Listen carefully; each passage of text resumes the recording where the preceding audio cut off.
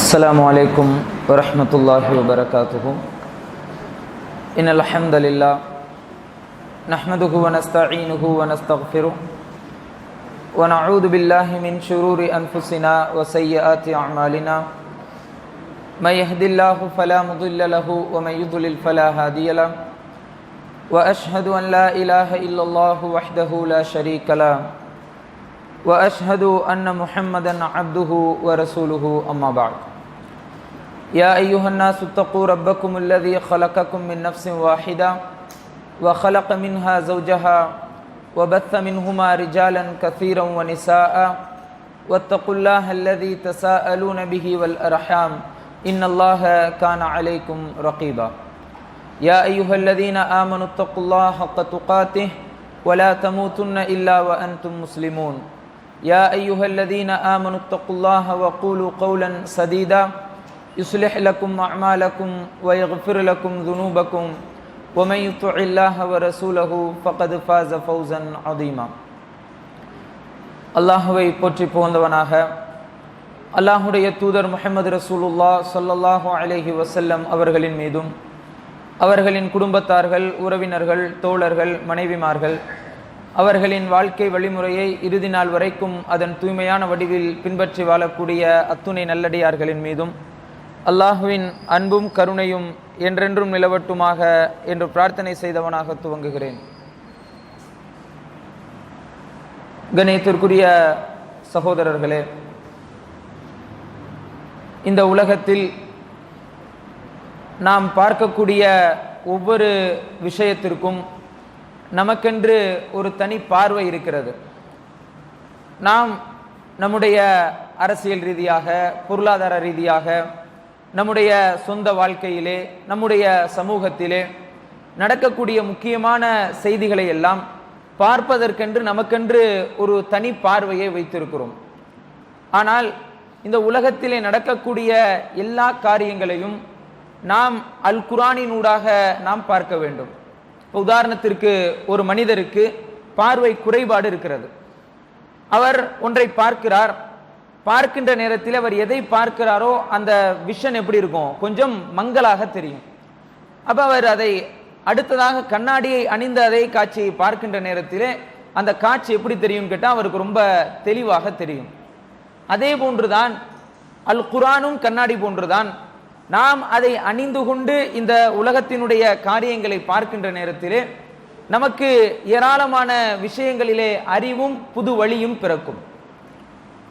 உண்மையிலேயே நாம் இந்த உலகத்திலே நடக்கக்கூடிய எந்த விஷயமாக இருந்தாலும், ஒரு மனிதனுடைய வெற்றி, தோல்வி, அது அனைத்தையும் எதனூடாகத்தான் பார்க்க வேண்டும்? அல் குர்ஆனினூடாகத்தான் பார்க்க வேண்டும்.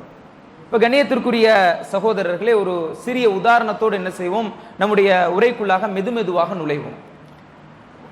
ஒரு பேருந்திலே, ஒரு பஸ்ஸிலே நிறைய முஸ்லிம் இளைஞர்கள் என்ன செய்கிறார்கள், பயணம் சென்று போகிறார்கள். பயணம் செய்து அந்த பேருந்து போகிறது. ஒரு மலையிலே அந்த பேருந்து என்ன செய்கிறது, ஏறுகிறது. மலையிலே போய்கொண்டே இருக்கின்ற நேரத்திலே கொஞ்சம் அந்த தூரத்திலே பார்க்கிறார்கள் ஒரு அழகான, ஒரு ரம்மியமான ஒரு மாளிகை, ஒரு அழகான வீடு. அந்த வீடு எப்படி இருக்கு அப்படின்னு சொன்னா பார்க்கிறதற்கு அழகான வீடு. வீட்டுக்கு முன்னாடி ஃபார் எக்ஸாம்பிள் BMW கார் நிற்குது. வீட்டுக்கு பின்னாடி பார்த்தீங்கன்னா அந்த வீட்டுடைய பின்னாடி இருந்து பார்த்தா பீச்சுடைய அந்த காட்சி தெரிகிறது. வீட்டுக்குள்ள ஸ்விம்மிங் பூல் இருக்கு, அங்க விளையாடக்கூடிய விளையாட்டு மைதானங்கள் இருக்கு. ஒரு மனிதன் இந்த உலகத்திலே இன்பமாக வாழ்வதற்கு தேவையான அனைத்தும் என்ன செய்து அந்த வீட்டிலே இருக்கிறது. இப்ப அந்த பேருந்து போய்கொண்டே இருக்கிறது. அங்கே இருக்கிற எல்லா இளைஞர்களும் என்ன செய்கிறார்கள், அந்த வீட்டை பார்க்கிறார்கள். அந்த வீட்டை பார்த்தபடியே மலைத்து போகிறார்கள். அப்ப அந்த வீட்டிலே என்ன செய்கிறார், ஒரு மனிதர் நடந்து போய்கொண்டு இருக்கிறார். இப்ப இந்த மனிதர் குறித்து நாம் என்ன செய்வோம், இவர் உண்மையிலேயே வாழ்க்கையில் வெற்றி பெற்று சாதித்த மனிதரா? இப்ப நம்முடைய பார்வை எப்படி இருக்கும் இவருடைய விஷயத்துல? ரொம்ப ஒரு லக்ஸூரியான, ஒரு ஆடம்பரமான வாழ்க்கை வாழுகிறார். இவரை பார்த்தால் என்ன செய்வோம், எல்லாமே இவர் ஒரு வெற்றி பெற்ற மனிதர். இப்ப நம்ம எல்லாருமே என்ன செஞ்சிருக்கோம், ஒவ்வொரு வெற்றிக்கு ஒரு படித்தரத்தை ஒன்று வைத்திருக்கிறோம். ஒருவருக்கு நல்ல வேலை கிடைத்து விட்டால் அவர் வெற்றி பெற்று விட்டார். ஒரு ஜனாதிபதியினுடைய கையிலே ஒரு விருதை வாங்கினால் அவர் வெற்றி பெற்றார். ஒரு புது கார் வாங்கினால் அவர் கொஞ்சம் லைஃப்ல வெற்றி பெற்ற அல்லது தேர்ந்த மனிதர், சாதித்த மனிதர். ஒரு புது வீடு கட்டிட்டு அவர் சாதித்த மனிதர், வாழ்க்கையில கொஞ்சம் என்ன செஞ்சிட்டாரு, அவர் நல்ல ஒரு விஷயங்களை அனுபவித்து விட்டார் என்று நாம் எண்ணிக்கொண்டிருக்கிறோம். இதுதான் என்ன யதார்த்தமான உண்மை. இப்ப அங்க ஒரு மனிதரை பார்த்தால், அந்த வீட்டுக்குள்ள இருக்கிற மனிதரை பார்த்தால், அந்த மாட மாளிகையில் இருக்கிற மனிதரை பார்த்தால் எல்லாரும் என்ன நினைக்கிறோம்? அவர் ஒரு வெற்றி பெற்ற மனிதர். பேருந்து அப்படியே தொடர்ச்சியாக போய்கொண்டே இருக்கிறது. இன்னும் கொஞ்சம் தொலைவிலே போய் பார்த்தால் அங்கே ஒரு மனிதர் இருக்கிறார், ஆடு மேய்க்கக்கூடியவர், அன்எஜுகேட்டட், படிக்கல, அவருக்கு எழுத தெரியாது. அவரை அருகாமையிலே நெருங்குவதற்கு சிரமமாக இருக்கிறது. காரணம், அவருடைய உடம்பிலிருந்து வீசக்கூடிய துர்வாடை. இப்ப இந்த மனிதரை பார்க்கிறோம்.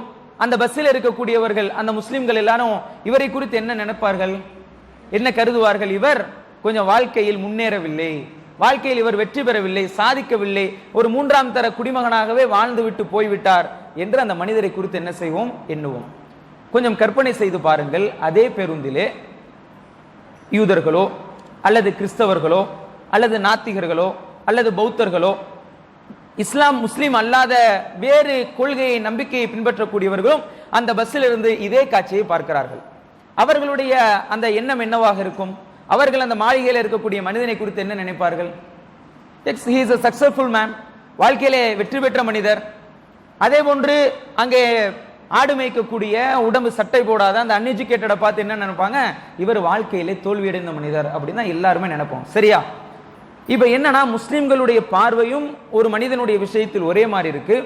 யூத, கிறிஸ்தவ, நாத்திக கொள்கையை பின்பற்றி கொண்டிருக்கக்கூடிய பார்வையும் ஒரே மாதிரி இருக்கு. இங்கேதான் பிரச்சனை. இப்ப நம்மளுடைய பார்வை எப்படி இருக்க வேண்டும்? அல் குர்ஆனூடாக அந்த காட்சியை நாம் எப்படி பார்க்க வேண்டும்? கொஞ்சம் மாற்றி கற்பனை செய்து பாருங்கள். தூரத்தில் ஒரு மாட மாளிகையிலே ஒரு மனிதரை பார்த்தோமே, நல்ல சக்சஸ்ஃபுல்லான வாழ்க்கை வாழ்ந்து கொண்டிருந்த அந்த மனிதன் யார் என்றால் ஃபிரௌன். ஒரு கற்பனைக்கு அவன் யாரு? ஃபிரௌன். இப்ப நம்முடைய பதில் என்னவாக இருக்கும்? அவன் வெற்றி பெற்ற மனிதனா? அவன் ஒரு எவ்வளவு மாட மாளிகையில ஆடம்பரத்தில் வாழ்ந்தாலும் ஃபிரௌன் யாரு? ஆக மோசமானவன், இந்த உலகத்திலே வடிகட்டினுடைய உச்சத்திலே இருந்தவன், நஷ்டவாளிகளிலெல்லாம் பெரிய நஷ்டவாளி என்று யாரை சொல்லுவோம்? அந்த மாட மாளிகையிலே இருந்த அந்த மனிதனை சொல்லுவோம். அப்படியே கொஞ்சம் தூரம் கடந்து போனதுக்கு பின்னாடி ஒரு கார்ட்போர்ட் பாக்ஸ் மாதிரி ஒரு, அதாவது வீடு இல்லாம நடு ரோட்ல அந்த பிளாட்ஃபார்ம்ல தன்னுடைய வாழ்க்கையை அமைத்துக் கொண்டிருக்கிற அந்த மனிதரை கொஞ்சம் ஒரு கற்பனைக்கு எடுத்துக்கொள்ளுங்கள். அவர் யார் என்றால் முஹம்மது ரசூலுல்லாஹ் என்று எடுத்துக்கொள்ளுங்கள். ஏன்? அல்லாஹ்வுடைய தூதர் எழுத படிக்க தெரிந்தவராக இருக்கவில்லை. அல்லாஹ்வுடைய தூதருக்கு என்ன இல்லை? அல்லாஹ்வுடைய தூதர் ஆடு மேய்க்கக்கூடியவராக இருந்தார்கள். அப்ப அந்த பார்வையை ரசூலுல்லாஹி ஸல்லல்லாஹு அலைஹி வஸல்லம் அவர்கள் என்று நாம் யோசித்து பார்க்கின்ற பொழுது நாம் என்ன சொல்லுவோம்? அவரை தோல்வியடைந்த மனிதர்னு சொல்லுவோமா? அவர் வெற்றியடைந்த மனிதர், இந்த உலகத்திற்கே எப்படி வெற்றி பெற வேண்டும் என்பதை கற்றுக் கொடுக்க வந்தவர் என்று அவர் குறித்து சான்று சொல்லுவோம். அப்ப என்னன்னா, ஒரு விஷயத்தை பார்க்கின்ற நேரத்திலே முஸ்லிமாக அல் குர்ஆனூடாக ஒரு செய்தியை நாம் என்ன செய்ய வேண்டும்? மற்றவர்கள் பார்ப்பதை போன்று பார்க்க கூடாது. அப்படி நம்ம பார்க்க ஆரம்பிச்சா நாமும் அவர்களும் ஒரே இலக்கிலே, ஒரே தரத்திலே இருக்கிறோம் என்று பொருளாகிவிடும். கணியத்திற்குரிய சகோதரர்களே, இந்த ஒரு முன்னுரையோடு என்ன செய்வோம்? உரைக்குள்ளாக போவோம். உரையிலே இந்த உலகத்திலே வெற்றி என்பது எது என்பதை அந்த உரையினூடாக என்ன செய்யலாம்? நிச்சயமாக நாம் அறிந்து கொள்ளலாம். ரசூலுல்லாஹி ஸல்லல்லாஹு அலைஹி வஸல்லம் அவர்களுடைய காலத்திலே பத்ருடைய போர் நடக்கிறது, முஸ்லிம்களுக்கு வெற்றி. உஹதினுடைய போர் நடக்கிறது, உஹது போரிலும் ஓரளவிற்கு அது முஸ்லிம்களுக்கு வெற்றி என்று தான் சொல்ல வேண்டும். என்ன செய்கிறார்கள் மக்காவுடைய குறைஷிகள்? பத்ரிலும் அடி வாங்கியாச்சு, உஹதிலும் அடி வாங்கியாச்சு. அடுத்து நடக்கக்கூடிய போரிலே 50-50%, அதாவது ஒருவேளை நமக்கு வெற்றி கிடைக்கலாம் அல்லது வெற்றி கிடைக்காமல் போகலாம் என்கிற நிலை அல்லாமல் நிச்சயமாக நாம் தான் வெற்றி பெற வேண்டும் என்கிற குறிக்கோளோடு என்ன செய்கிறார்கள்? களத்திற்கு இறங்குகிறார்கள். களத்திற்கு இறங்கியவர்கள் மதீனாவை சுற்றி இருக்கிற, மக்காவை சுற்றி இருக்கிற எல்லா அரபுகளிடத்திலும் போய் பேசுகிறார்கள்.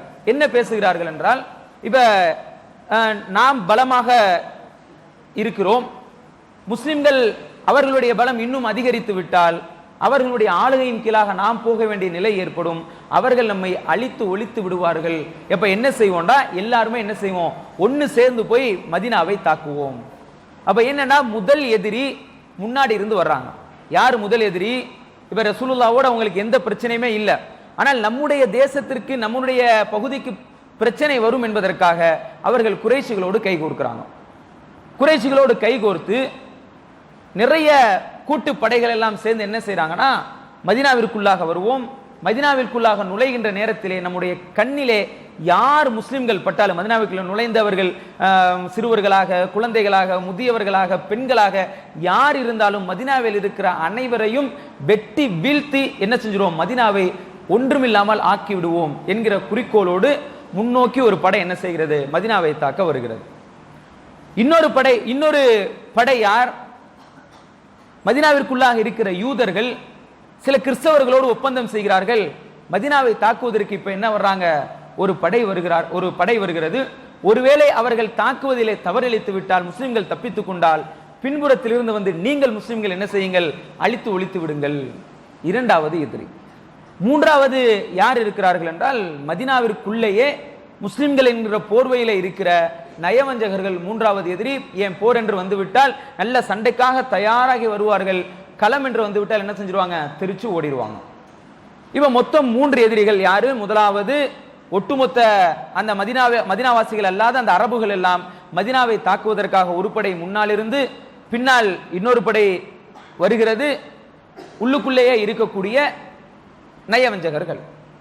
இந்த போருக்கு என்ன பேர் அப்படின்னு சொல்லுவாங்கடா, அல் அஹ்ஸாப் அப்படின்னு சொல்லுவாங்க. அல் அஹ்ஸாப் என்றால், ஹிஸ்ப் என்றால் ஒரு படையின் அர்த்தம், அஹ்ஸாப் என்றால் நிறைய படைகள், அதாவது கூட்டு படை சேர்ந்து மதினாவை அழிக்க வந்த அந்த போர். உண்மையிலேயே அன்றைக்கு முஸ்லிம்களுடைய அந்த வலிமை, பொருளாதார வலிமை, ஆயுத வலிமை, இதையெல்லாம் நாம் கம்பேர் பண்ணி பார்க்கிறப்ப அந்த படை உள்ளே வந்தது என்று சொன்னால் முஸ்லிம்களிலே ஒரு உயிர் கூட என்ன செய்யாது, மிஞ்சாது. ரசூலுல்லாஹி ஸல்லல்லாஹு அலைஹி வஸல்லம் அவர்களும் சஹாபாக்களும் அந்த சூழலை எப்படி பார்க்கிறார்கள், அல் குர்ஆன் அதை எப்படி சொல்கிறது, சூரத்துல் அஹ்ஸாபுடைய 33வது அத்தியாயத்தினுடைய 10வது 11வது வசனத்திலே அல்லாஹ் ரப்புல் ஆலமீன் சொல்கிறான், இது ஜாஊக்கும் மின் ஃபௌகிக்கும், அவர்களின் மேல்புறத்திலிருந்து என்ன செய்றாங்க, ஒரு படை அவர்களை தாக்க வருகிறது. ஓமின் அஸ்ஃபல மின்கும், அவர்களுக்கு கீழிருந்து அதாவது பின்னாலிருந்து ஒரு படை அவர்களை தாக்க வருகிறது. அந்த நேரத்திலே சஹாபாக்களுடைய மனநிலை எப்படி இருந்தது, அதற்கு முன்பாக அப்படி சஹாபாக்கள் இருந்ததே இல்லை. பத்ரிலே உறுதியாக நின்றவர்கள், உஹதிலே உறுதியாக நின்றவர்கள். இந்த அஹ்ஸாபுடைய யுத்தத்திலே அல்லாஹ் ரப்புல் ஆலமீன் சொல்லுகிறான், இது ஜாகத்தில் அப்சார், சஹாபாக்களுடைய அவங்களுடைய பார்வையெல்லாம் நிலகுத்தி நின்றுச்சு, ஒண்ணுமே பண்ண முடியாது, அதுக்கு பின்னாடி என்ன அப்படின்னு சொல்லி எல்லாம் ஸ்டன்னா என்ன செஞ்சுட்டாங்க, சஹாபாக்கெல்லாம் நின்றுட்டாங்க. ஓ பலகத்தில் குலூபுல் ஹனாஜிர், அந்த பதஷ்டத்தின் காரணமாக அவருடைய இதயங்கள் எல்லாம் தொண்டை குழியை வந்து அடைத்துக் கொள்வதை போன்று அவர்கள் ஃபீல் பண்ணி சஹாபாக்கெல்லாம் அப்படியே மலைச்சு போய் நின்றுட்டாங்க. ஓ தலுன்னூன பில்லாஹி துனூனா, அல்லாஹ்வை குறித்து என்னென்னமோ அவங்க மனசுக்குள்ள சிந்தனைகள்லாம் ஓடுது. அல்லாஹ் நம்மை பாதுகாப்பானா, அல்லாஹ் நமக்கு வெற்றி அளிப்பானா, இந்த சூழலை வந்து கடுமையாக மாற்றிக்கொண்டோமே என்று அல்லாஹ்வை பற்றி அவர்களுக்கு நிறைய சிந்தனைகள்லாம் ஓடுகிறது. ஹுனாலிக்கு புத்துலியல் முஃமினூன், அந்த இடத்திலே அல்லாஹ் ரப்புல் ஆலமீன் மூமின்களை சோதிக்கிறான். அந்த நிலை சஹாபாக்கள், அந்த அஹ்ஸாப் படை, அந்த கூட்டுப்படை மதினாவை தாக்க வருகின்ற நேரத்திலே அவருடைய நிலை எப்படி இருந்தது, வஸுல்ஸிலு ஸில்ஸாலன் ஷதீதா, அவருடைய காலெல்லாம் என்ன செஞ்சிருச்சு, ஒரு ஆட்டம் கண்டு விட்டது. சஹாபாக்கள் ஒருபோதும் இப்படி இருந்ததே இல்லை. எதையும் எதிர்த்து நிற்போம், யாரையும் சந்திப்போம், இஸ்லாத்திற்காக எதையும் செய்வோம் என்று இருக்கக்கூடிய நபித்தோழர்களுக்கு ஒரு கட்டம் வருகிறது. ஏன், அவர்களுடைய உயிர் போனால் பிரச்சனை இல்லை, ஷஹாதத்துடைய அந்தஸ்தை ஏற்றுக்கொள்வதற்கு தயாராக இருக்கிறார்கள். மதினாவிற்குள்ளாக அந்த படை நுழைந்தாலே மதினாவிலே ஒரு உயிர் கூட மிஞ்சாது. ஏன், குறைஷிகள் மாத்திரம் முஸ்லிம்களை எதிர்க்கவில்லை, ஒட்டுமொத்த அரபு உலகமும், மதினாவாசிகள் அல்லாத ஒட்டுமொத்த அரபு உலகமும் என்ன செய்கிறது, அப்படியே அங்க ஹிஜாஸ் பகுதியில் இருக்கிற எல்லோரும் மதினாவை நோக்கி என்ன செய்யறாங்க, படையெடுத்து பரேடு நடத்தி வந்துகிட்டு இருக்காங்க. இப்ப இந்த செய்தி முஸ்லிம்களுக்கு கிடைக்கிறது. சஹாபாக்கள் என்ன செய்கிறார்கள், என்ன செய்வதென்று தெரியாமல் முழிக்கிறார்கள், யோசிக்கிறார்கள். அந்த நேரத்தில் சல்மானுல் பாரிசி ரதியல்லாஹு அன்ஹு அவர்கள் ஒரு அழகான ஒரு யோசனையை சொல்கிறார்கள். நீங்கள் மதினாவை சுற்றி நீங்கள் என்ன செய்யுங்கள், ஒரு மிகப்பெரிய அகலை தோண்டுங்கள். அந்த அகலை தாண்டி என்ன செய்ய முடியாது, அவர்கள் வர முடியாது என்று யோசனை கொடுக்கப்படுகிறது. அதே போன்ற அகல் தோண்டப்படுகிறது. தோண்டக்கூடிய அணியிலே யார் இருக்கிறார்கள், ரசூலுல்லாஹி ஸல்லல்லாஹு அலைஹி வஸல்லம் அவர்கள் இருக்கிறார்கள். சஹாபாக்களில் சிலர் மண்ணை தோண்டுகிறார்கள், சிலர் என்ன செய்யறாங்க, அந்த மண்ணை எல்லாம் சுமந்து கொண்டு போய் மிகப்பெரிய அகல் தோண்டப்படுகிறது. வந்த படை மதீனாவிற்கு வெளியிலே அப்படியே நிற்குது. இந்த நேரத்தில் அல்லாஹ் ரப்புல் ஆலமீன் ஒரு அழகான ஒரு அற்புதத்தை செய்கிறான். இப்ப உள்ளே அவர்களால் உள்ள வர முடியல. என்ன நினைக்கிறார்கள் குறைஷிகளும் மற்ற அரபுகளும் என்ன நினைக்கிறார்கள் என்றால், எப்படியும் மதீனாவிலே உணவு தீந்துரும், இவங்களால எவ்வளவு நாள் தாக்கு பிடிக்க முடியும், ஒரு மாதம் அல்லது ஒரு 6 வாரம் 2 மாதம், இவ்வளவுதான் அவர்களால் தாக்கு பிடிக்க முடியும். எப்படியும் நம்மிடத்திலே சரணடைந்து விடுவார்கள் என்று அந்த அகலுக்கு அந்த பக்கம் என்ன செய்யறாங்க, எல்லோரும் டென்ட் அடிச்சு அப்படியே உட்கார்ந்துருக்காங்க. உட்கார்ந்திருக்கிற நேரத்தில் அல்லாஹ் ரப்புல் ஆலமீன் ஒரு அற்புதத்தை செய்து முஸ்லிம்களை பாதுகாக்க அல்லாஹ் சொல்கிறான், இது ஜாஅத்துக்கும் ஜுனூதுன், அந்த படை வந்த நேரத்தில் ஃபஅர்சல்னா அலைஹிம் ரீஹன், அவர்களுக்கு நாம் எதை அனுப்பினோம், காற்றை நாம் அனுப்பினோம், வ ஜுனூதன் லம் தரவுஹா, நீங்கள் பார்க்காத இன்னும் சில படைகளையும் அனுப்பினோம் என்று அல்லாஹ் ரப்புல் ஆலமீன் சொல்கிறான். இப்ப இந்த காற்று என்ன செய்யும், மதீனாவை அப்படி சூழென்று சுத்தி காற்று எதிரிகளை உள்ளே வரவிடாமல் தடுக்கும் ஒன்று. இரண்டாவது, இப்ப அந்த படைகள் எல்லாம் உணவை சமைத்துக் கொண்டிருந்தால் அந்த பாத்திரத்தை கீழே தள்ளி இன்னும் அங்க இருக்கக்கூடிய அந்த நெருப்பு பக்கத்தில் இருக்கிற டென்ட்ல பட்டு அடுத்த டென்ட்ல பட்டு அடுத்த டென்ட்ல பட்டு அப்படியே அது தீக்கரையாக மாறக்கூடிய ஒரு நிலை. அப்ப வந்து அந்த கூட்டுப்படைகள் எல்லாம் என்ன செய்கிறார்கள் என்றால், ஓகே இதுக்கு மேல் என்ன செய்ய முடியாது, நாம் முஸ்லிம்களை அழிக்க முடியாது என்று போரிலிருந்து பின்வாங்குகிறார்கள். செய்தி விளங்குகிறதா? போரிலிருந்து என்ன செய்யறாங்க, பின்வாங்கி போயிடுறாங்க. முஸ்லிம்கள் கரணம் தப்பினால் மரணம் என்று ஒரு அழகான ஒரு சூழ்ச்சியை செய்து அந்த இடத்துல ஒரு அழகான ஒரு தந்திரத்தின் மூலமாக போய் நீங்க பள்ளத்தை வெட்டா அவங்க உள்ள வர முடியாது. எப்படியோ முஸ்லிம்கள் என்ன செஞ்சாங்க, தங்களை பாதுகாத்து கொண்டு அமைதி அடைகிறார்கள். காலம் ஓடுகிறது. 6 மாதம் கழித்து ரசூலுல்லாஹி ஸல்லல்லாஹு அலைஹி வஸல்லம் அவர்கள் தோழர்களை எல்லாம் அழைத்து சொல்கிறார்கள். குறைஷிகள்லாம் எங்கிருந்து வர்றாங்க, முஸ்லிம்களை அழிப்பதற்கு மக்காவிலிருந்து வருகிறார்கள். அல்லாஹ்வுடைய தூதர் ஸல்லல்லாஹு அலைஹி வஸல்லம் சொல்கிறார்கள், நான் ஒரு கனவு ஒன்று கண்டேன். நாம் எல்லாம் ஆயுதம் எதையும் ஏந்தாமல் மக்காவிற்குள்ளாக நம்முடைய அங்க போய் காபாவை தவாப் செஞ்சு அங்க உம்ராவுடைய வணக்கத்தையும் நிறைவேற்றி நம்முடைய முடியை எல்லாம் நான் மலிப்பதாக என்ன செய்தேன், நான் கனவு கண்டேன் என்று ரசூலுல்லாஹி ஸல்லல்லாஹு அலைஹி வஸல்லம் சொல்கிறார்கள். இப்ப என்னது, 6 மாசத்துக்கு முன்னாடி தான் ஒரு மிகப்பெரிய படை மதீனாவை தாக்குவதற்கு மக்காவிலிருந்தே வருகிறார்கள். அல்லாஹ்வுடைய தூதர் 6 மாதம் கழித்து என்ன சொல்கிறார்கள், வாருங்கள் நாம் என்ன செய்யலாம், மக்காவிற்கு போய் உம்ராவுடைய வணக்கத்தை நிறைவேற்றலாம் அப்படின்னு சொல்றாங்க. சஹாபாக்கள்ல யாரும் என்ன செய்யல, அல்லாஹ்வுடைய தூதரே இப்பதான் ஒரு பெரிய கண்டத்திலிருந்து நாம் தப்பித்திருக்கிறோம், இதற்கு பின்பாக மீண்டும் நம்மை நாமே அழித்துக் கொள்ளக்கூடிய நேராக மக்காவுக்கு போறதனுடைய அர்த்தம் என்ன, நேராக போனால் அவங்க என்ன செஞ்சிருவாங்க, அழித்து விடுவார்கள். கண்டிப்பாக ஆயுதம் இல்லாமல், அதுவும் ஆயுதம் இல்லாம போறாங்க, எப்படியும் பாதிப்பு வரும் என்று தெரிந்தும் சஹாபாக்கள் என்ன செய்றாங்க, லக்கது ஸதக்கல்லாஹு ரசூலஹு ருயா, அல்லாஹ்வின் தூதரின் கனவை அல்லாஹ் உண்மைப்படுத்துவான் அப்படின்னு சொல்லிட்டு பயணத்தை ஆரம்பிக்கிறார்கள். எப்படி பயணம், இன்றைக்கு நம்ம உம்ராவுக்கு பயணம் போகிறோமே அது போன்ற பயணம் அல்ல. இன்றைக்கு உம்ராக்கு இங்க இருந்து போறதுக்கு எவ்வளவு நேரம் ஆகும், இப்ப மதுரையில இருந்து பிளைட் பிடிச்சு போனா உம்ராக்கு போறதுக்கு எவ்வளவு நேரம் ஆகும் தெரியாது, சொல்லுங்க. 4 மணி நேரம். நம்முடைய வீட்டிலிருந்து நம்ம எல்லாம் அப்படியே உச்சி முகர்ந்து நமக்கு முசாஃபஹா செய்து முஆனகா செய்து அப்படியே என்ன செய்வாங்க, காரில் ஏறி அமர்த்துவார்கள். அல்லது ட்ரெயின்ல ஏறி என்ன செய்வோம், நேராக சென்னைக்கு போவோம். சென்னைக்கு போன உடனே ஏர்போர்ட் வாசல், ஏர்போர்ட்ல போய் உள்ள நுழைஞ்ச உடனே வெயிட்டிங் ஹால், நல்ல ஏசி ஹால் என்ன செஞ்சிருவோம், ஒரு 2 மணி நேரம் வெயிட் பண்ணுவோம். வெயிட் பண்ணதுக்கு பின்னாடி ஏர் கண்டிஷன்ட் ஏரோப்ளேன், நல்ல குளிரூட்டப்பட்ட ஏரோப்ளேனுக்குள்ள போய் உட்காருவோம். ஃப்ளைட்டில் போய் உட்காருவோம். ஃப்ளைட்டில் உட்கார்ந்த உடனே அந்த சேர் என்ன செய்யாது, நம்மளுக்கு கொஞ்சம் கம்ஃபர்டபுளாக இருக்காது, கொஞ்சம் பேக் பெயினாக இருக்குது, சரியாக கம்ஃபர்டபுளாக உட்கார முடியல அப்படின்னு கொஞ்சம் அப்படி இப்படி முதுக அசைச்சு வளைச்சு என்ன செய்வோம், உட்காருவோம். நமக்கு முன்னாடி என்ன செய்து கொண்டு இருக்கும், ஒரு டிவி ஸ்கிரீன்ல ஹவு டு பெர்ஃபார்ம் உம்ரா, எப்படி உம்ராவை நிறைவேற்றுவது அப்படின்னு சொல்லி ஸ்கிரீன்ல ஒரு படம் ஓடிக்கொண்டிருக்கும்.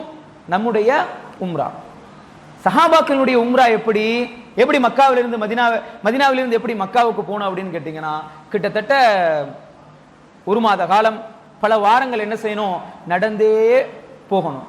போகக்கூடிய வழியிலே அவர்களை தாக்குவதற்கு என்ன வரலாம், தேளு வரும், பாம்பு வரும், இருட்டில் பயணம் செய்யணும். பல இக்கட்டான சூழ்நிலைகளை கடந்து எங்க போகணும், மக்காவை அடைய வேண்டும். இங்கே பாம்பு தேல் இந்த எதிரிகள் என்றால் மக்காவிற்குள்ளாக பெரிய சிங்கமும் புலியும் காத்திருக்கிறது. யார், குறைஷிகள். முஸ்லிம்கள் வந்தால் அழித்து விட வேண்டும்.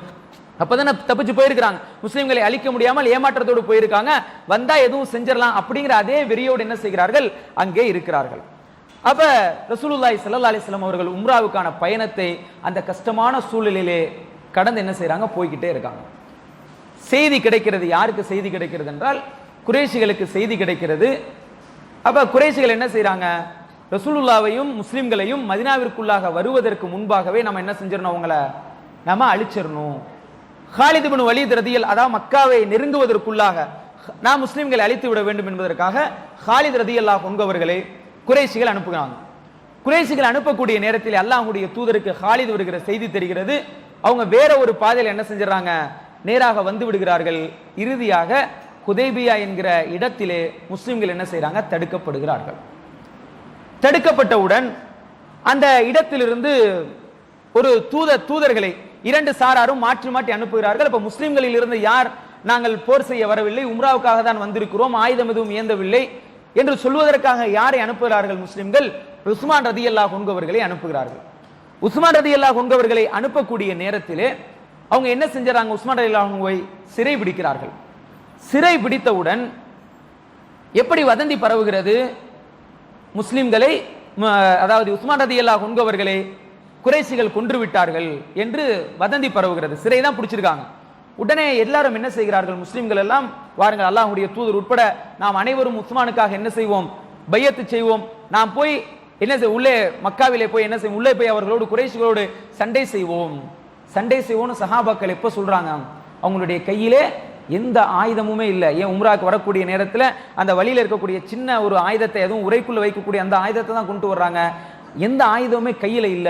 வாங்க போய் உஸ்மானுக்காக அவருக்கு நாம் பழிக்கு பழி வாங்குவோம், சண்டை செய்வோம், அவரை போர் செய்வோம் குறைஷிகளோடு என்று சொல்லி உள்ளே போவதற்கு தயாராக இருக்கிறார்கள். அப்ப குறைஷிகள் பயந்து போய் என்ன செய்றாங்கன்னா பின்வாங்குறாங்க. ஒரு முஸ்லிம்கள் மீது என்ன செஞ்சிருது, ஒரு பயம் ஒன்று வருகிறது. அதற்கான காரணத்தை சொல்கிறேன். அப்ப நாங்க உஸ்மானை என்ன செய்யவில்லை, கொலையெல்லாம் செய்யல, கைது தான் பண்ணியிருந்தோம், அந்த உஸ்மானை ரிலீஸ் செய்து விடுகிறோம். இப்ப எதற்காக, மக்காவிற்குள்ளாக நெருங்குவதற்கு முன்பாகவே, அதாவது காபாவை நெருங்குவதற்கு முன்பாகவே ஏன் முஸ்லிம்களை கொலை செய்ய வேண்டும் என்று அவர்கள் எண்ணினார்கள் என்றால், அன்றைக்கு குறைஷிகளுக்கு ஒரு மதிப்பு இருந்தது. எல்லா அரபுகளும் குறைஷிகளை மதிப்பார்கள். இரண்டு காரணம். ஒரு காரணம் என்ன, அவர்கள் காபத்துல்லாவை நிர்வகித்துக் கொண்டிருக்கிறார்கள். காபத்துல்லா என்று சொன்னாலே அங்கே பக்கத்தில் இருக்கக்கூடிய எல்லா ஊர்வாசிகளினுடைய சிலைகளும் காபாவிற்குள்ளாக இருக்கும். உதாரணத்துக்கு தாய்ஃபாசிகளுடைய சிலை இருக்கும், குதலி அந்த குலத்தினுடைய சிலை இருக்கும். அப்படி எல்லா கோத்திரத்தானுடைய சிலையும் காபாக்குள்ளாக இருக்கும். அந்த காபாவை குறைஷிகள் என்ன செய்கிறார்கள், பராமரிக்கிறார்கள் என்பது ஒரு காரணம். இரண்டாவது காரணம் என்ன, ஹஜ்ஜுக்காக உம்ராவிற்காக வரக்கூடிய மக்களுக்கெல்லாம் இவர்கள் பாதுகாப்பு அளிக்கிறார்கள், அவர்கள் அந்த வணக்கத்தை செய்வதற்கு இவர்கள் உதவி செய்கிறார்கள் என்ற எண்ணம் எல்லாருக்கும் இருந்தது. அதனாலதான் குறைஷிகளை மதிச்சாங்க. இப்ப உம்ராவுக்காக வரக்கூடியவர்களை அந்த ஹரமுடைய எல்லைக்குள்ளாக வந்ததற்கு பின்பாக குறைஷிகள் போய் அவர்களை தாக்கிவிட்டால், அவர்களோடு சண்டை செய்தால் எல்லா அரபுகளுக்கு என்ன செஞ்சிடும், குறைஷிகள் மீது இருக்கிற மதிப்பு குறைஞ்சு போயிடும். உம்ராக்காக வணக்க வழிபாடை செய்வதற்காக வந்தவர்களை போய் அழிக்கிறார்கள் என்கிற எண்ணம் என்ன சரி எல்லாருக்கும் வந்துடும், தப்பான அபிப்பிராயம் வந்துவிடும். அதற்காக அதோட இன்னொரு கோபமும் இருக்கு. ஏன், 6 மாதத்துக்கு முன்னாடி தான் நம்மளுடைய நேரத்தை செலவு பண்ணி, பொருளாதாரத்தை செலவு பண்ணி முஸ்லிம்களை அழிப்பதற்கென்று நாம் மதினா வரைக்கும் போனோம், அங்கே போய் நாம் காத்திருந்தோம், நம்முடைய நேரம் எல்லாம் வீணாய் போய் நம்ம என்ன செஞ்சிட்டோம், மீண்டும் போர் செய்யாமலே வந்துவிட்டோம் என்கிற அந்த ஒரு நிலை வேற. அப்ப அவர்களை அழிக்காமல் உம்ராவுக்காக வந்தவர்களை அழிக்கிறார்கள் என்ற எண்ணம் மற்ற அரபுகளுக்கு வரும் என்பதற்காக அவர்களை யாரும் என்ன செய்யறாங்க, போய் தாக்காமல் குறைஷிகள் அப்படியே தடுத்து நிறுத்துறாங்க. தடுத்து நிறுத்தியதற்கு பின்பாக அவங்க ஒப்பந்தம் போடுவதற்கு முன் வருகிறார்கள். என்ன ஒப்பந்தம்? முதலாவது அவர்கள் சொல்லக்கூடியது, நீங்கள் இந்த ஆண்டு என்ன செய்யக்கூடாது, நீங்கள் ஹஜ் செய்ய வரக்கூடாது. ஹஜ் செய்ய நீங்க எப்ப உம்ராக்கு இப்ப வரக்கூடாது, நீங்கள் அடுத்த ஆண்டு வந்து உம்ரா செய்யுங்க. இப்ப இதை கேட்டால் எப்படி இருக்கிறது, இன்னைக்கு ஒரு மனிதர் அவர் ஹஜ் பேக்கேஜ் வாங்கிட்டாரு, ஃபிளைட் டிக்கெட் போட்டாச்சு, விசா கிடைச்சிருச்சு, எல்லாரும் இப்படியே வழி அனுப்புறீங்க, வெயிட்டிங் ஹால் எல்லாம் உட்கார்ந்துட்டாரு. எமிகிரேஷனுக்கு போனா பாஸ்போர்ட் ஆஃபீஸர் பாஸ்போர்ட்டை வாங்குறான், பாஸ்போர்ட்டை எல்லாமே கிளியரா இருக்கு, ஒரு காரணமும் இல்லாம பாஸ்போர்ட்டை தூக்கி போட்டு அடுத்த வருஷம் நீ உம்ரா செய்ய ஹஜ் செய்யுங்கிறான். சொன்ன உடனே எல்லாருக்கும் என்ன வரும், கடுமையான கோபம் வரும். எல்லாம் என்கிட்ட கரெக்டா இருக்கு, டிக்கெட் போட்டேன், என்கிட்ட விசா இருக்கு, என்கிட்ட பாஸ்போர்ட் இருக்கு, எதுக்காக நீ சம்பந்தம் இல்லாம அனுப்புறேன்னு சொல்லி இன்னைக்கு என்ன செய்வோம், நம்ம கோபப்படுவோம். நம்ம போற அந்த ஹஜ் எப்படி பிளைட்ல எந்த விதமான ஒரு அசௌகரியமும் இல்லாமல் போகக்கூடிய அந்த ஹஜ். அப்பொழுது ஹஜ்ஜுக்கு எப்படி வந்தாங்க, கஷ்டப்பட்டு வருகிறார்கள். அப்ப அந்த குறைஷிகளை வந்து சொல்றாங்க, இந்த வருஷம் நீங்க ஹஜ் செய்யாதீங்க, எப்போ வந்து ஹஜ், இந்த வருஷம் உம்ரா செய்யாதீங்க, அடுத்த வருஷம் வந்து உம்ரா செய்யுங்க. நமக்கு மத்தியில 10 வருஷத்துக்கு என்ன கிடையாது, எந்த போருமே கிடையாது, யாரும் சண்டையை ஸ்டார்ட் பண்ணக்கூடாது, யாராச்சும் சண்டையை ஸ்டார்ட் பண்ணிட்டா என்ன முடிஞ்சிடும், வந்து ஒப்பந்தம் முடிஞ்சிடும். எல்லாமே முஸ்லிம்களுக்கு பாதகமாக இருக்கக்கூடிய ஒரு ஒப்பந்தம். இந்த ஒப்பந்தத்தினுடைய விளைவாக என்ன நடக்கிறது என்றால், ரசூலுல்லாஹி ஸல்லல்லாஹு அலைஹி வஸல்லம் அவர்கள் அந்த ஒப்பந்தத்தை என்ன செய்றாங்க, கையெழுத்து போடுறாங்களா போடலையா? அல்லாஹ்வுடைய தூதர் அந்த ஒப்பந்தத்திலே கையெழுத்தை போடுகிறார்கள். போட்டதற்கு என்னுடைய அந்த நான் சொல்ல வருகிற அந்த பாயிண்ட்டுக்கு வருவேன், அப்படியே கொஞ்சம் பொறுமையா இருங்க, அந்த பாயிண்ட்டுக்கு நான் வந்துருவேன். ரசூல் ஸல்லல்லாஹு அலைஹி வஸல்லம் என்ன செய்றாங்க, கையெழுத்தை போடுகிறார்கள். போட்டவுடன் சஹாபாக்களுக்கெல்லாம் கடுமையான கோபம் வருகிறது. ஏன் உஸ்மான் ரலியல்லாஹு அன்ஹு அவர்களை அவர்கள் கொலை செய்து விட்டார்கள் என்பதற்காக, அவர்களை தாக்குவதற்காக ஆயுதமே இல்லைனாலும் பரவாயில்லை, போர் செய்வதற்கு அப்படியே தயாராக, அப்படியே ரெஸ்லிங்ல ஒரு ஃபைட் பண்றதுக்கு நிக்கிற மாதிரி சஹாபாக்கெல்லாம் தயாராக இருக்காங்க. அப்ப ஒப்பந்தம் என்று வந்த உடனே சஹாபாக்களுக்கு இன்னும் கோபம் அதிகரிக்குது. உம்ராக்கும் வர வேணாம், உம்ரா இந்த வருஷம் இல்ல அடுத்த வருஷம் சொன்ன உடனே இன்னும் கோபம் வருகிறது. ஒரு மனிதர் ஒரு இடத்திலே ஒரு இளைஞர் கோபமாக இருந்தாலே அவருடைய கோபத்தை கட்டுப்படுத்துவதற்கு ஒரு 20 நிமிஷம் அரை மணி நேரம் ஆயிரும். இங்கே யாரு, ஒரு மிகப்பெரிய கூட்டமே எப்படி இருக்காங்கன்னா கடும் கோபத்திலே இருக்கிறார்கள். அந்த நேரத்தில் அல்லாஹ்வுடைய தூதர் ஸல்லல்லாஹு அலைஹி வஸல்லம் அவர்கள் சொல்கிறார்கள், நீங்க என்ன செய்யுங்க, எழுந்து போய் உங்களுடைய இஹ்ராமை கலையுங்கள், உங்களுடைய முடிக்கு என்ன உங்களுடைய தலைமுடி என்ன செஞ்சிருங்க, நீங்கள் மலித்து விடுங்கள் என்று சஹாபாக்களுக்கு கட்டளை போடுறாங்க. கட்டளை போட்டவுடன் எந்த சஹாபியுமே என்ன செய்யல, எழுந்திருக்கவே இல்லை. அல்லாஹ்வுடைய தூதர் எத்தனை தடவை சொல்றாங்க, 3 தடவை சொல்கிறார்கள். அல்லாஹ்வுடைய தூதரினுடைய அந்த கண் அசைவிற்கு இவ்வளவு காலமும் கட்டுப்பட்டிருந்த நபித்தோழர்கள் முதல் தடவையாக ரசூலுல்லாஹி ஸல்லல்லாஹு அலைஹி வஸல்லம் அவர்கள் சமீஅனா வ அத்தானா, கேட்டோம் கட்டுப்பட்டோம் என்பது சஹாபாக்கள்கிட்ட ஒரு நிமிஷத்துல மாறுது. ஏன் எல்லாருக்கும் கடுமையான ஒரு விரக்தி, ஒரு ஏமாற்றம். உம்ராக்காக வந்திருக்கோம், உம்ரா இல்ல. அல்லாஹ்வுடைய தூதர்கிட்ட போய் உமர் போன்றவர்களாம் கேட்கிறார்கள், அல்லாஹ்வுடைய தூதரை அப்புறம் இந்த வருஷம் உம்ரா செய்யணும்னு தானே எங்களை அழைச்சிட்டு வந்தீங்க. அல்லாஹ்வுடைய அந்த கனவை ஞாபகப்படுத்துகிறார்கள். அல்லாஹ்வுடைய தூதர் சொல்றாங்க, நான் இந்த வருஷமே நீங்க என்ன செய்யும் காபாக்குள்ள போவோம் அப்படின்னா நான் கனவு கண்டேன் உங்கள்கிட்ட சொன்னேன், போவோன்னு சொன்னேன் அப்படின்னு சொன்ன உடனே சஹாபாக்களுக்கு இன்னும் ஏமாற்றம். அப்ப யாருமே எழுந்திருக்கல. உம்மு ஸலமா ரலியல்லாஹு அன்ஹா சொல்கிறார்கள், அல்லாஹ்வுடைய தூதரே, மக்கள் எல்லாம் இஹ்ராமை களைந்து அவருடைய முடியை மலிக்க வேண்டும் என்கிற ஆசை உங்களுக்கு இருக்கிறதா, நீங்கள் எழுந்து போய் உங்களுடைய தலைமுடி என்ன செய்யுங்க, நீங்கள் மலியுங்கள், உங்களுடைய இஹ்ராமை களையுங்கள், உங்களுடைய குர்பானி பிராணியை நீங்கள் அருங்கள் என்று சொன்னவுடன் அல்லாஹ்வுடைய தூதரா எழுந்திருக்கிறாங்க. அவங்க போய் ஒரு முடியை மலிக்கிறவரை கூப்பிட்டு முடியை மலிக்கிறாங்க, அவருடைய பிராணியை அளிக்கிறார்கள், இஹ்ராமை களைகிறார்கள். அதை பார்த்து விட்டு எல்லா நபித்தோழர்களும் எழுந்து போய் என்ன செய்றாங்க, அவருடைய இஹ்ராமை கலந்து முடியை மலித்து குர்பானியை எல்லாம் அளித்தார்கள் என்கிற செய்தியை நம்ம பார்க்கிறோம். இப்போ இந்த காட்சி அப்படியே உங்களுடைய கண்களுக்கு முன்னால கொண்டு வாங்க.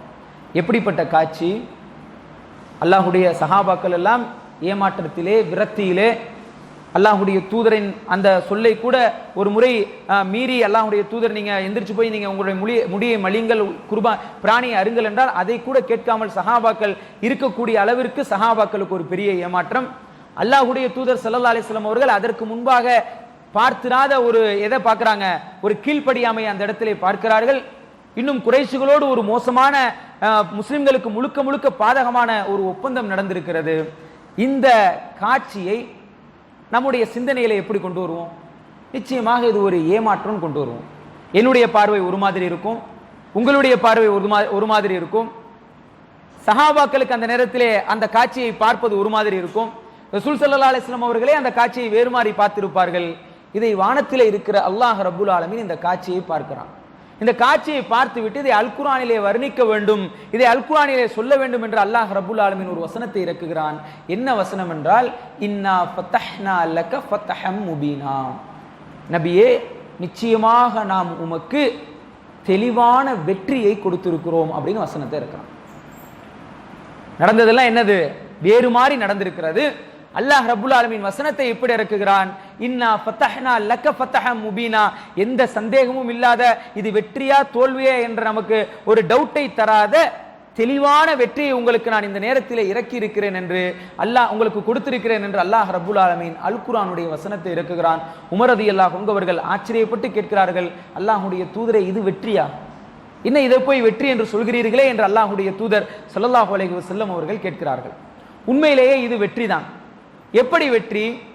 கொஞ்சம் நம்ம இன்டர்நேஷனல் பாலிடிக்ஸ், சர்வதேச சட்டங்களை நாம் பார்ப்போமேயானால், முதலாவது சர்வதேச சட்டம் என்ன சொல்கிறது, we do not negotiate with terrorists, நாங்கள் என்ன செய்ய மாட்டோம், தீவிரவாதிகளோடு ஒருபோதும் என்ன செய்ய மாட்டோம், சமரசம் பேச மாட்டோம். ரெண்டு நாட்டுக்கு மத்தியில் என்ன ஒப்பந்தம் வேணா போடலாம், என்ன குடுக்கல் வாங்கல் வேண்டுமானாலும் இருக்கலாம்.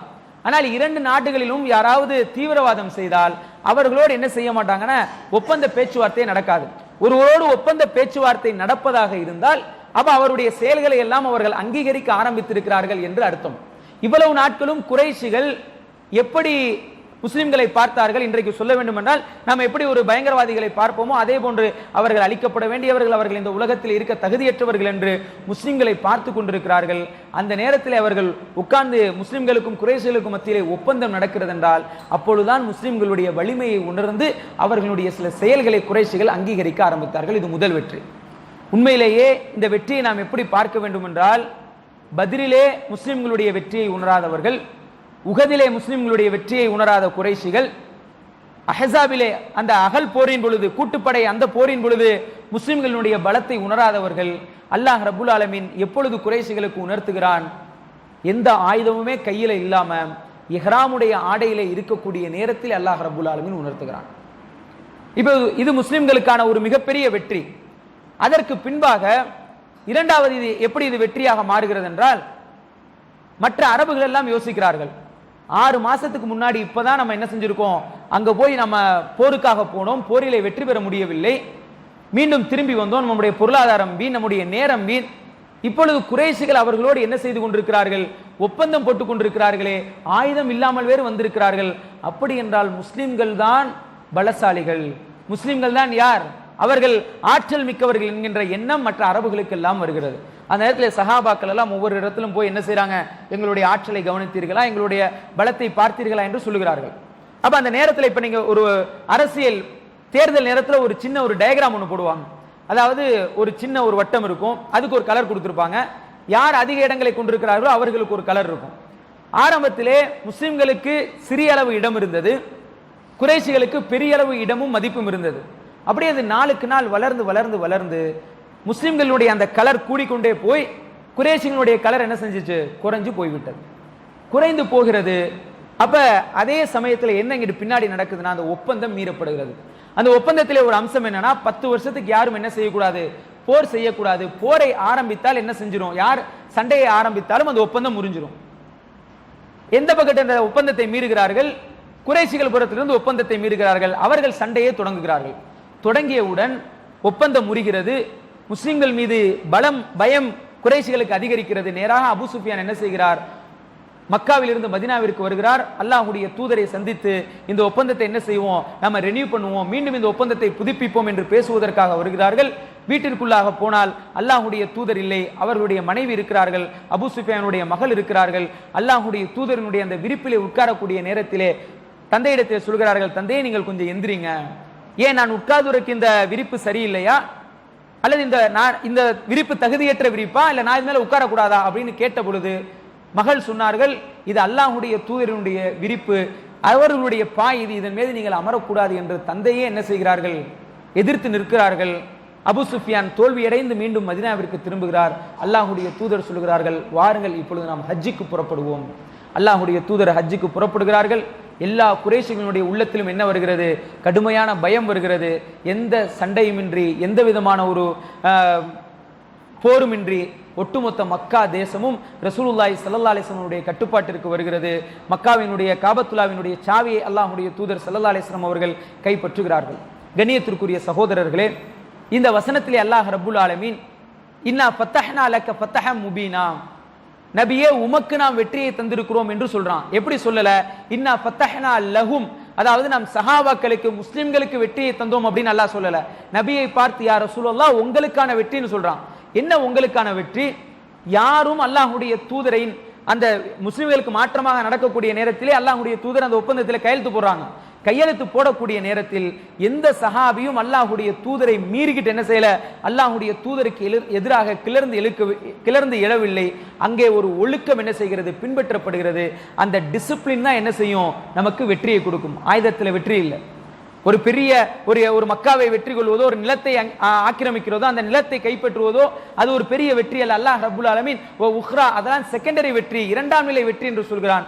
முதல் நிலை வெற்றி என்ன, அந்த கட்டுக்கோப்பு, அந்த ஒற்றுமை, அது நமக்கு மத்தியிலே வரக்கூடிய நேரத்திலே நிச்சயமாக நாம் நமக்கு அது சில விஷயங்கள் தோல்வியாக படக்கூடிய விஷயங்கள் எல்லாம் நமக்கு வெற்றியாக நிச்சயமாக தெரியும். அல்லாஹ் அதிலே எப்பொழுது வெற்றியை வைத்திருக்கிறான், எந்த நேரத்திலே நமக்கான அந்த பிரதிபலனை அல்லாஹ் வைத்திருக்கிறான் என்பது நமக்கு நிச்சயமாக பல சமயங்களிலே தெரியாது. அதை அல்லாஹ் ரப்புல் ஆலமீன் பின்னால் வைத்திருப்பான். அதை நாம் லேட்டாகத்தான் என்ன செய்வோம், தாமதமாகத்தான் உணரக்கூடியவர்களாக இருக்கிறோம். இன்றைக்கு நாம் நம்முடைய தொழுகையை எடுத்துக்கொண்டோம் என்றால் அது நமக்கு ஒழுக்கத்தையும் ஒரு டிசிப்ளினையும் கற்றுக் கொடுக்கிறது. வேறு எங்குமே இல்லாத அளவிற்கு ஒரு காமத்து சொல்லப்பட்டது என்றால் உடனடியாக அணியணியாக நாம் அணிவகுத்து நிற்கிறோமே, அது ஒரு நமக்கு கிடைத்த ஒரு மிகப்பெரிய ஒழுக்க பலன். இன்றைக்கு நீங்கள் ஒரு இராணுவத்திற்கு போனால் கூட அந்த இராணுவத்திலே அந்த ராணுவ படையை கட்டுப்படுத்துவதற்கென்று ஒரு மேஜர் இருப்பார். அவர் நிறைய கமாண்டுகளை சொல்லுவார். அப்பொழுதுதான் கட்டுப்படுவார்கள். இங்கே சொல்லக்கூடிய அந்த ஒரு சில வார்த்தைகளின் மூலமாக நாம் எல்லாம் தொழுகையிலே ஒற்றுமையாக இருக்கிறோம். தொழுகையை மீறி வெளியே வந்தால் நமக்கு மத்தியிலே இருக்கிற அந்த கட்டுக்கோப்பு நம்மை விட்டு நீங்கி விடுகிறது. அந்த கட்டுக்கோப்பு எப்பொழுது முஸ்லிம் சமுதாயத்திற்குள்ளாக வருகிறதோ நிச்சயமாக நமக்கான வெற்றி என்பது அது இன்றைக்கு நாம் தோல்வியிலே இருப்பது போன்று தெரிந்தாலும் அல்லாஹ் ரப்புல் ஆலமீன் நம்முடைய வெற்றியை பின்னாட்களிலே அல்லாஹ் வைத்திருப்பான். அல்லாஹ் ரப்புல் ஆலமீன் முஸ்லிம் சமுதாயத்தை ஒரு ஒற்றுமையுள்ள சமுதாயமாக அல்லாஹ் ரப்புல் ஆலமீன் ஆக்கி அருள் புரிவானாக. அகூலு கௌலி ஹாதா மா இன்தி வல் இல்மு இன்தல்லாஹ். அஸ்ஸலாமு அலைக்கும் வரஹ்மத்துல்லாஹி வபரகாத்துஹு.